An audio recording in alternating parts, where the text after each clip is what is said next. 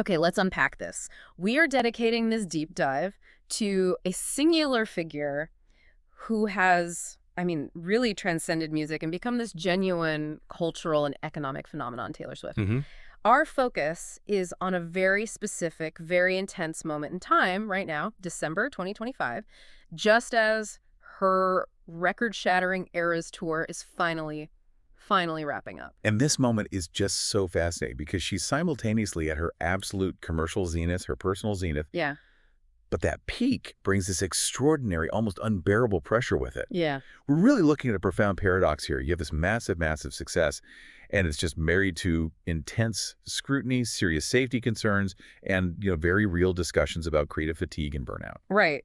And we've got a whole stack of sources here to get into album sales data, film distribution strategies, confirmed engagement news, these high-stakes security reports, and of course, the ever-present fan theories. Right. So our mission is to cut through all that noise, the deafening noise of the tabloids and the sheer volume of her output, to really extract the specific insights you need to be fully informed about her current phase, which, well, we're calling the Showgirl Era. And if we connect this to the bigger picture, what we're watching is a masterclass in managing scale. Yeah. It isn't just about selling records anymore. It's about managing an entire empire that generates relentless 247 attention. It never stops. Never. So we'll be synthesizing how she handles that juxtaposition of achieving these historic commercial peaks while also dealing with documented escalating personal risks and, the exhaustion that comes with nonstop output. It is truly a high-wire act where the stakes just keep going up. Okay, so let's start with the engine that fuels the entire operation, the music, and specifically the numbers that define her current dominance. So the first pillar of her December 2025 status is you can't argue with it, the unqualified commercial success of her 12th studio album, The Life of a Showgirl. It just establishes her continued, almost unchallenged dominance in the industry. Yeah, it wasn't just another album drop, Mm. It was a cultural flashpoint that basically confirmed her status as the industry's singular market mover. The album officially landed on October 3rd, 2025. But the context of its creation is so crucial to understanding all those burnout discussions that followed. This thing was recorded in Sweden. Right. During the European leg of the Eras tour. That's just insane to me. Recording a full-length major studio album, especially one of this caliber, while you're also performing 3 or 4 nights a week on a grueling stadium tour. Yeah. That's almost unheard of in modern music. It really speaks to this commitment to momentum that just defies the standard rest cycles most artists take. And she didn't just rush it out with her existing team either. She brought back the heavy hitters, Max Martin and Shellback. The A-Team. The A-Team, absolutely. Arguably the most successful pop producers of the last, 2 decades. Their involvement signals a very deliberate, maybe even calculated shift back toward a highly polished, high-gloss pop sound. Right, which is pretty distinct from the more intimate, introspective stuff we saw on Folklore or Evermore. Exactly. This choice reflects the album's whole aesthetic. Yeah, and before we even get to the sales, we have to appreciate the strategic rollout, because the announcement strategy itself was just so meta and incredibly successful in capturing these totally different audiences. Oh, absolutely. She didn't use a formal press release or some cryptic social media post as the primary launchpad. Precisely. Yeah. She announced the entire album on the New Heights podcast. Right. That platform, hosted by her partner Travis Kelce and his brother, it has this massive reach. It doesn't just tap into the Chiefs' kingdom and the general NFL audience. It also merges the highly personal, her relationship with the professional, her music. That single move immediately maximized her visibility across 2 gigantic and traditionally separate cultural spheres. It's pure cross-pollination. It's brilliant. It ensures that millions of people who might not regularly follow music news were instantly aware of the release.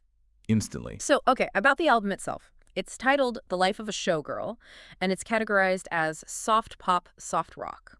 What does that aesthetic choice signify for her current era? I think it's a move toward theatricality. It reflects the grand scale of the Eras tour, which itself is, this spectacular showcase. Acceptable, yeah. The whole showgirl aesthetic suggests themes of performance, dazzling facades, and maybe the hidden costs of life in the spotlight. Musically, soft pop, soft rock suggests maturity and polish. It's not heavy rock, but it has more texture, more structure than bubblegum pop. It's designed to be huge, sweeping, and maybe a little self-referential about the performative nature of her own fame.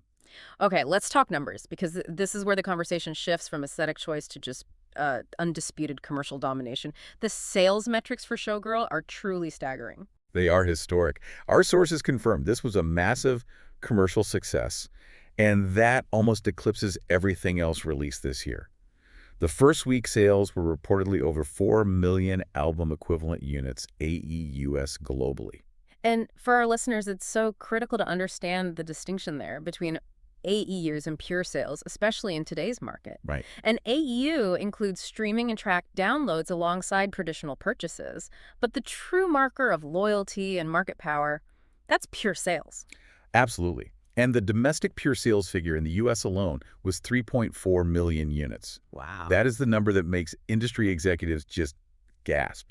In the streaming age, where purchasing a full album is becoming, a niche activity. For sure. To achieve 3.4 million pure sales, meaning direct purchases of CDs, vinyl, or digital downloads, that shows a level of consumer dedication and a willingness to spend that simply doesn't exist for any other artist right now. It really doesn't. It means the fans aren't just streaming. They're investing in the physical artifact. Which speaks to the effectiveness of her strategy, which we'll get into later, of controlling the physical media market. And the chart milestones, they just reflect this raw purchasing power. They do. Showgirl didn't just chart, it made history. It became her 15th #1 on the Billboard 200. 15th. To put that in context, that sets an outright record for a solo artist. It demonstrates that even after a decade and a half of career peaks, her ability to hit the top spot is just unmatched. And if taking the #1 album spot wasn't enough, she achieved this truly unique feat on the singles chart. Yes, the Billboard Hot 100 domination. She managed to have all 12 songs in the life of a showgirl debut simultaneously in the top 12 of the Hot 100. That's just, I can't even wrap my head around that. It's not just a commercial feat. It's a demonstration of fan coordination. The listening volume for the entire album, specifically led by the single The Fate of Ophelia, was so overwhelming that it just swept the chart. It shows that fans are engaging with the entire body of work, not just the singles that are promoted to radio. So, okay, we have this irrefutable evidence of her commercial hype. Record-breaking sales, historic chart sweeps. But this is where the conversation gets more nuanced. Despite all this quantifiable success, the sources are indicating significant online discussion and mixed reviews regarding the album's musical direction. And this leads us directly to the burnout critique. And this tension is really the core theme of the current era. The sheer speed of her creative cycle, a new, major album while she's still touring this massive show, has led fans and critics alike to raise the specter of Swift fatigue. I saw that phrase, Swift fatigue, specifically cited in fan forums. And what was interesting is it wasn't necessarily coming from outside critics, but from her core audience. Right from the inside. From the inside. They felt the rapid succession of new releases, especially coming right after the Tortured Poets department, was just too much to absorb. They were worrying that the quality might be dipping. And that worry manifested itself in critiques about the lyrical content. Sources quote fans saying things like, while she's the master of reinvention, this time the lyrics don't hit. Oof. Or that the material just comes across as tired. And that's an indictment, not of the concept, but of the execution. It suggests that the rush to maintain momentum might have robbed the songs of that emotional depth her audience expects. But wait, I have to challenge that narrative a bit. If the album sold 4 million units in its first week, does the fatigue criticism actually matter to her business model? That is the million-dollar question, isn't it? Can commercial success truly mask creative concerns indefinitely? Right now, yes. The commercial success completely outweighs the creative concerns. The loyalty is so strong that fans will buy the album regardless. However, if she maintains this pace, those critical murmurs could grow into a louder chorus. Creative burnout doesn't just affect the quality. It affects the artist's long-term sustainability. Her fans are voicing concern because they want her to last, and they recognize that rushing creative output, especially under the pressure of a global tour, is unsustainable for anyone, even for Taylor Swift. So it forces us to ask, is this pace driven by some pure creative inspiration, or is it driven by the demand of the corporate machine that's been built around her? Exactly. It's the ultimate high-class problem, right? Yeah. She's so successful that the pressure to immediately follow up a historic success is immense. And the speed required to deliver this volume of output potentially costs her the artistic nuance that she's so known for. It creates a feedback loop where the success demands more output, but that very output risks diminishing the perceived quality, even if the purchasing behavior remains strong. It's a tension she has to constantly manage in this current phase. Okay, so the music engine is running at full power, but Taylor's clearly playing the long game with her legacy and her narrative control. So how is she managing the visual archives of this era and really cementing her historical position? Well, what's fascinating here is the sheer volume and the strategic timing of her visual content that's dropping in December 2025. This isn't just about maximizing revenue from the tour. Yeah. It's about creating the definitive, the canonical account of the Eras tour, ensuring her version of events is the one that lasts. And the focus event is December 12th, 2025 on Disney Plus Roll. And she's not just releasing one project, she's releasing two major, distinct pieces of content simultaneously. So walk us through that dual release strategy. It is a brilliant layered approach. First, you have a 6-episode docuseries titled The End of an Era. Okay. This is the behind-the-scenes footage, the curated, intimate look at the operational magnitude of the tour. It's designed to humanize the global superstar and reinforce the idea of the tour as this epical, exhausting event. So that docuseries is the emotional anchor. It gives fans a narrative to hold on to. But the second release is the cash cow and the key historical artifact, the concert film Taylor Swift, the Eras Tour, the final show. Exactly. This film captures the Vancouver finale. And the huge incentive for fans, even for those who saw the earlier theatrical release, is that this version includes, for the first time, the live performances of the songs from the Tortured Poets department set. Ah, so that's the hook. Why is including the TTPD set so important for the Disney Plus premiere? Well, it ensures that the millions of fans who already paid to see the theatrical version feel compelled to subscribe or tune in immediately. TTPD was a massive album earlier this year, right? Huge. And those songs weren't included in the original theatrical run, which focused primarily on the earlier material. So by adding those performances to the final show cut, she makes the Disney Plus version the definitive, complete record of the entire tour experience. And that ensures maximum churn reduction and subscriber engagement for Disney. Smart. Very smart. And this massive digital event follows an earlier, limited theatrical run that we should note. Correct. Back when The Life of a Showgirl launched in October, she released a limited cinematic event called Taylor Swift, the official release party of a showgirl. Right, the listening party. Yeah, it was essentially a global communal album listening experience shown in over 50 territories. This theatrical event generated pre-release hype and immediate revenue, and it set the stage for the massive streaming dump in December. It shows a highly sophisticated, sequential approach to content distribution. This level of control over her visual output it's matched, if not surpassed, by her success in controlling her intellectual property, which is arguably the most significant achievement of her career in terms of her legacy. Oh, the success in regaining control of her original master recordings after that long, incredibly public battle, that is a monumental achievement. For anyone prepping for a meeting or just catching up on the music industry, this is the benchmark. It's a key legacy achievement because it represents the triumph of artist autonomy over corporate control.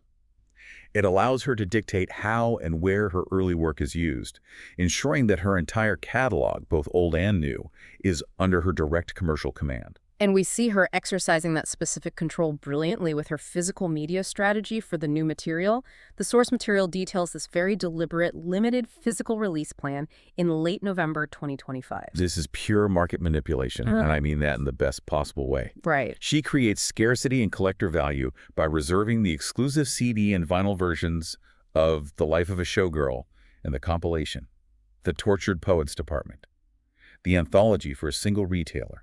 Target. What is the commercial meaning of that Target exclusivity? Why is that so significant beyond just selling records? It's a massive power shift.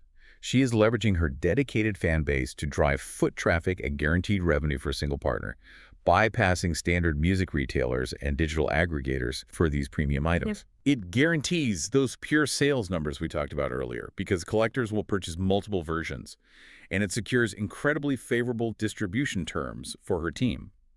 It's an assertion that she, the artist, can dictate not just the price, but the entire distribution mechanism for her high-value artifacts. That's a perfect case study in IP control leveraging consumer loyalty. However, even with all this meticulous control, the digital landscape is a wild west, and she's still vulnerable to external controversy. Very vulnerable. So let's address the fan theories regarding the use of AI. This is such a modern problem for every top-tier celebrity, and for her specifically, it's poignant.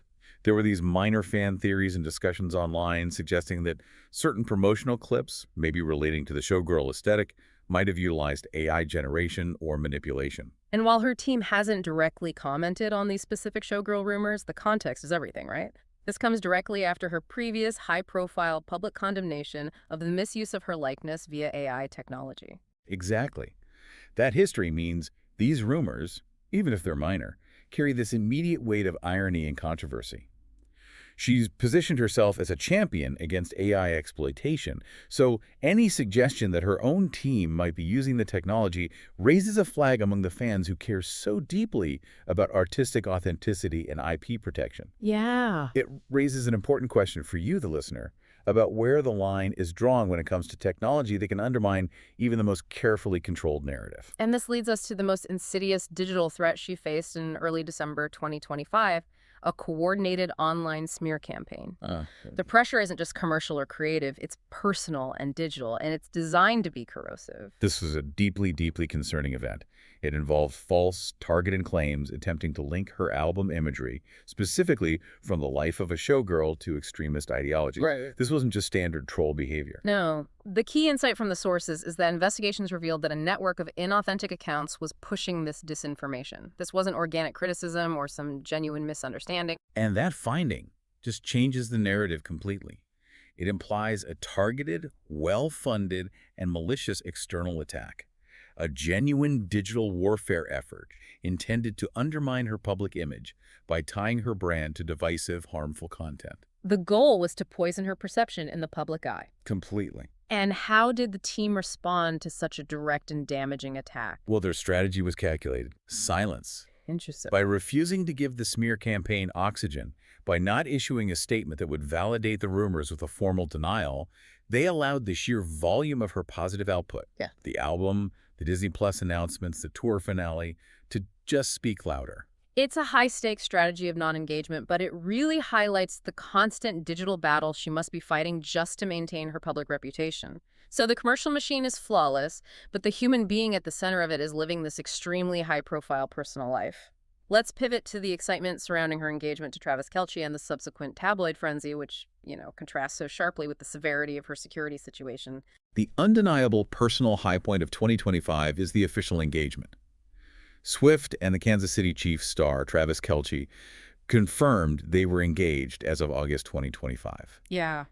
This romance has been a media goldmine, just generating an entirely new layer of cultural conversation for both the NFL and the music industry. And that visibility hasn't waned at all. We know she's continued her frequent attendance at Kelce's NFL games, most recently seen with her friend Selena Gomez at the Chiefs versus Texans game on December 7th. Her presence at these games is a constant reinforcement of their integrated status as the ultimate American power couple. It connects her personal story directly to one of the biggest televised events in the country every single week. Right.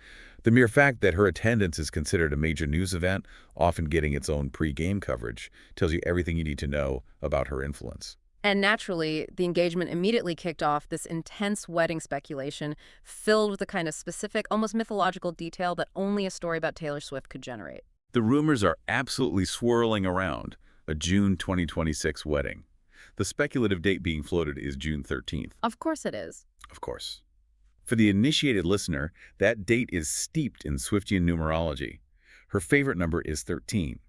It's a date that sounds too perfect to be a coincidence, which is why the tabloids just ran with it immediately. And the rumored venue has been pinpointed too, right? The luxurious ocean house in Rhode Island. Yep. This level of granular geographical detail shows how deep the media investigation goes into her private life. It's incredible. Absolutely. Yeah. The scrutiny is so intense that they're trying to lock down her movements months in advance.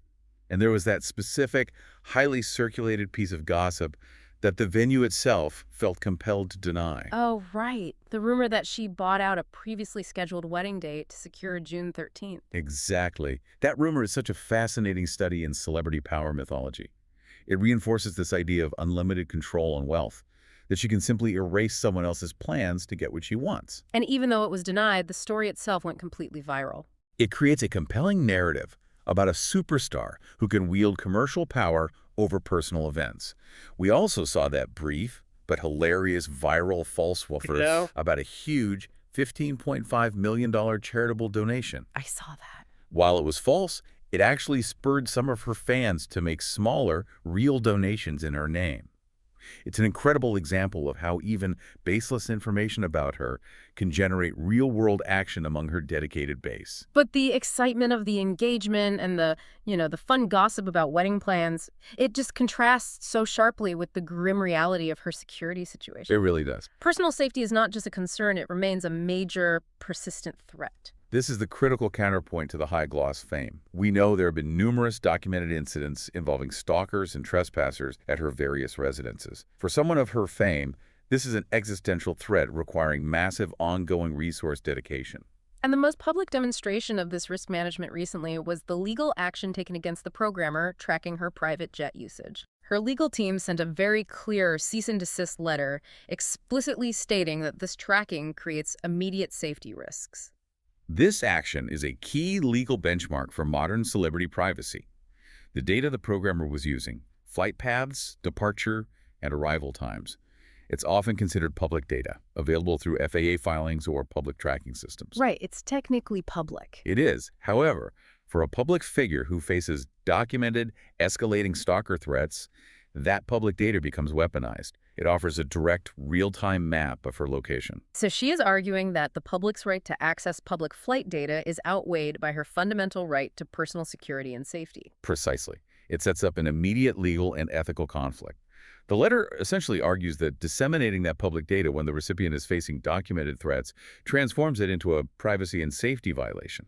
It's a very modern battle over where the line is drawn when public interest and data availability clash with the necessary security measures required for a celebrity of her magnitude to, survive. It perfectly illustrates the intense cost of hyperfame, the constant proactive management of physical risk just to move through the world. And this management extends to her social circle, which is just constantly analyzed under the public microscope. We need to discuss the ongoing saga of her famous friendships, where the tabloids thrive on these perceived rifts. Ed Sheeran, a longtime friend, recently addressed the intense public speculation that his friendship with Swift had cooled off after her engagement to Travis Kelce. What was his public perspective? His statement was refreshingly grounded. He stated plainly that social media rumors exaggerated any perceived distance. He provided this really pragmatic view of high-level celebrity friendships, arguing that genuine relationships don't require constant public interaction or communication. He acknowledged that as people's lives diverge, particularly when one person is managing a massive relationship and career shift, you naturally lose actual connection in terms of daily contact, but the fundamental friendship remains. That's a very unusual level of honesty in that world, just recognizing the natural ebb and flow of life without confirming some dramatic, tabloid-worthy rift. It injects a dose of reality into a sphere obsessed with drama. However, the speculation continues elsewhere. The sources point to renewed chatter about distance or a rift with her longtime friend, Blake Lively. This was reignited by a recent New York sighting. Taylor was photographed publicly with her friend Esther Haim, one of the Haim sisters, while Blake Lively was seen elsewhere. And this public separation was enough to fuel renewed distance talk. It's testament to the hypervigilance of the paparazzi in the fan analysis. In this world, who you are seen with is proof of your emotional alignment. Right. Being seen with Esther Haim instead of Blake Lively was interpreted as evidence of strain. And the gossip mills, as always, went straight to the highest stakes event, the wedding. The rumor spread that Blake Lively and her spouse might be excluded from the rumored June 2026 wedding guest list entirely. And the significance here is not whether the rumor is true, but what it reveals about the level of public interest. Her personal relationships are no longer private. They're continually analyzed, connected directly to her major life events, and used as proof points for these broader public narratives about loyalty, power, and celebrity maneuvering. We've established the creative pressure, the commercial height, and the extreme personal risks. Now we need to synthesize all this tension into a future trajectory. The conversation is really defined by the dichotomy between her exhaustion and the immense creative and commercial momentum she carries. We have to start with the context of her health and well-being. She's chosen to be remarkably open about her personal struggles, which gives a lot of weight to her professional decisions. She's been consistently open about her struggles with mental health, including past issues with eating disorders and anxiety. And this positions her not just as an artist, but as an unexpected advocate for recovery and self-care. That advocacy validates her need to prioritize rest, which leads directly to the most surprising professional decision of the era, her touring plans for the new album. The sources confirm Swift has stated explicitly that she does not plan to tour in support of the life of a showgirl. And her reason is simple and direct. She is really tired after the huge physical and emotional toll of the Era's tour. That statement is almost revolutionary in the music industry. An artist releases an album that sells 4 million units in a week, a commercial mandate that traditionally demands a follow-up world tour of equal or greater scale, and she says no, because she is exhausted. Yeah. This decision strongly signals a firm boundary being set, placing her personal well-being above the immediate, immense commercial demands of her brand. It's a powerful moment of professional self-care. But professional vacuums abhor a lack of content, right? And fan theories are thriving in the absence of a tour announcement. The speculation that she might already be working on her next album, temporarily dubbed TS13 for a potential 2026 release, is pervasive among her fan base. This theory is fueled by a few factors. First, the incredible momentum she has established makes fans believe she simply cannot slow down. They feel she must strike while the iron is hot. Second, fans have noted that the life of a showgirl is relatively short for a Swift record, prompting theories that she either rushed it and has more material banked, or she's already diverted her creative attention to the next project. The idea that she would launch into another album immediately following the conclusion of the most grueling tour of her career, it just seems physically implausible, especially given her statements on exhaustion. It is, which is why there's a very strong and perhaps more realistic counter-theory among her fan base that aligns more closely with her need for rest. And that alternative scenario focuses on sustaining energy without the physical exhaustion. Exactly. Instead of a new album or another world tour, the theory is that she might release a live album or special concert footage. One fan commenter noted, "I don't think TS13 is coming next year, but I could see a live album." A live album release is the perfect bridging strategy, isn't it? It sustains fan energy, it provides significant new content, and it leverages the massive revenue stream of the Eras tour without requiring her to embark on a new, physically demanding tour with all the attendant logistics. It's the low-impact, high-reward strategy for sustaining market presence. Sure. The sheer volume of material captured during the Eras tour, combined with the definitive Disney Plus version, provides endless material for live albums, B-sides, special vault releases. Yeah. This strategy allows her to rest her body and focus on her personal life while keeping the commercial narrative churning. So, given all the material we've processed, the albums, the films, the engagement, security threats, and this rest mandate, what are the key events we, as informed observers, need to watch most closely over the coming months to understand her trajectory? The immediate key event is undoubtedly the premiere of the dual Disney Plus projects on December 12th. Her history shows that these major visual projects are often used as platforms for surprise announcements, whether it's confirmation of a live album, new footage details, or a major collaboration. That date is where she typically pivots the conversation. Beyond that immediate moment, the long-term decisions regarding her performing schedule are paramount. We need to watch whether her "I'm really tired" statement holds true. Will she eventually cave to the commercial pressure and announce some touring? Right, maybe lower-scale events, residencies, or one-off shows, validating the exhaustion comments, but fulfilling some of that fan demand. Exactly. And finally, because the public interest is just relentless, we have to track the status of the wedding plans and the related social drama for Taylor and Travis. Will the June 13th date and the Ocean House venue be confirmed or definitively refuted? And the evolution of the Blake Lively rift speculation, whether it escalates or simply dies down, will continue to be a measure of the constant pressure on her private sphere. So what does this all mean when we put all these complex pieces together? December 2025 presents an artist who is simultaneously the undisputed master of her own vast career. Having successfully reclaimed her masters, set unprecedented chart records, and dictated her multimedia output. And yet, she is more vulnerable than ever. She is navigating intense, organized digital warfare via these smear campaigns and facing severe, tangible, and frightening safety threats from stalkers. It's forcing her to dedicate serious resources to managing physical risk, from private jet tracking to home trespassers. Yeah. She is both a powerful, controlling CEO of an entertainment empire and a highly scrutinized, highly vulnerable human being. Thank you for joining us for this deep dive.